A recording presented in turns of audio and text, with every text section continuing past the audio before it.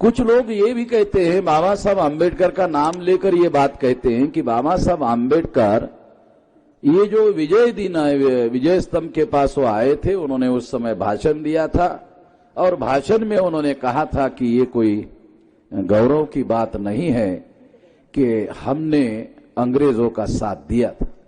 मगर मैं आप लोगों को ये बताना चाहता हूं कि रायनाक और सिद्धनाक को, जो हमारे योद्धा थे, उसको अंग्रेज जो कमांडर था उसने कहा था कि उनके पास 30,000 लोगों की फौज है, सरेंडर कर लेते। अंग्रेज जो कमांडर था उसने हमारे 500 लोगों को कहा कि उनके पास बहुत ज्यादा फौज है और हम लोग निश्चित रूप से हारने वाले हैं, तो हम ऐसा करते, सरेंडर कर लेते। तो जो रायनाक सिद्धनाक थे, क्योंकि उनके तो जीवन का लक्ष्य था, उनको केवल शौर्य दिखाना नहीं था, उनको केवल लड़ाई नहीं लड़ना था, उनके सामने तो एक लक्ष्य था कि पेशवा ब्राह्मणों की पेशवाई को खत्म करना है। तो 500 लोगों ने और उनके योद्धाओं ने उनको कहा कि मरेंगे मगर यहां से वापस नहीं जाएगी, लड़ाई होगी। और केवल 500 में से 49 लोग मरे और रायनाक और सिद्धनाक जो योद्धा हैं उस लड़ाई में थे। है ऐसा मालूम हुआ पेशवाओं के फौज को, तो 2000 फौज उनका नाम सुनकर भाग गई। रिकॉर्डेड बातें बता रहा हूं। जो 30,000 फौज थी उसमें से 2000 जो फौज है वो रायनाक और सिद्धनाक वहां है। तो उन्होंने सोचा फिर तो मरना तय है तो अपना मरना तय है। मालूम था कि वो कितने ज्यादा बहादुर और कितने ज्यादा योद्धा थे।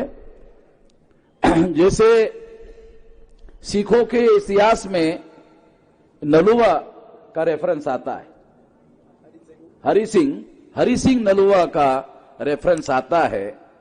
गब्बर सिंह जो एक फिल्म बनी थी उसमें तो केवल डायलॉग है कि दूर दूर जो है माए कहती है कि चुप हो जा नहीं तो गब्बर सिंह आ जाए। तो डायलॉग था, ये तो केवल डायलॉग था, सच्चाई नहीं थी। सच्चाई तो रायनाक और सिद्धनाक की थी कि ये आएंगे तो फिर तो मरना तय है। उसी तरह से हरि सिंह नलुआ, सिखों के इतिहास में हरि सिंह नलुआ का नाम है और वो नाम भी कि वो वहां योद्धा है, सेनापति है। अगर उसका नाम वहां जुड़ जाता था तो लोग जो है उनको मालूम हो जाता अभी इसमें जीतना संभव नहीं है, अब वही जीतेगा। उसका इतिहास था। कुछ लोग ऐसे होते हैं। तो इसलिए अभी हम लोग जो है ये इसलिए ये गाथाएं आप लोगों को बता रहे हैं, विजय गाथाएं, क्योंकि ये बात हम लोगों को जानना समझना बहुत जरूरी है कि 30,000 थे तो लड़ाई 28,000 से क्यों हुई? 30,000 से होनी चाहिए थी। तो 2,000 भाग गए इसलिए 28 रह गए। तो 28 के साथ लड़ाई हुई और उसमें केवल 49 लोग मारे गए, हमारे शहीद हो गए और बाकी उन लोगों को उन्होंने परास्त किया।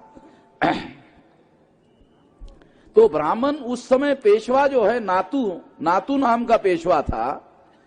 तो वहां उसको खबर मिली पूना में 22 किलोमीटर दूर शनिवारवाड़ा में खबर मिली उसको कि हम लोग हार गए हैं और अंग्रेज जो है ये 500 लोगों की बहुजनों की फौज लेके आ रहा है। 500 ऐसी उसको खबर मिली।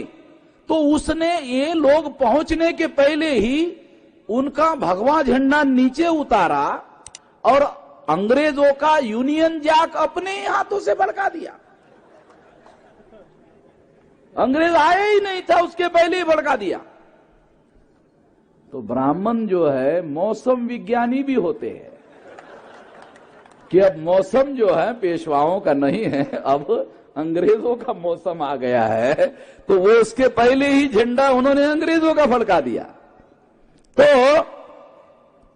तो ये जो बातें हैं ये बातें हम लोगों को प्रेरणा के लिए, क्योंकि मनोबल को ऊंचा उठाने के लिए प्रेरणाएं बहुत ज्यादा जरूरी होती है।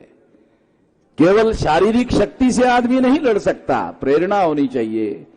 और वो प्रेरणाएं जो है प्रेरक गाथाओं से, प्रेरक कथाओं से, प्रेरक इतिहास से मिलती है, वो बात हम लोगों को समझने की आवश्यकता होती है। तो इसलिए ये बातें मैं आप लोगों को बता रहा हूं।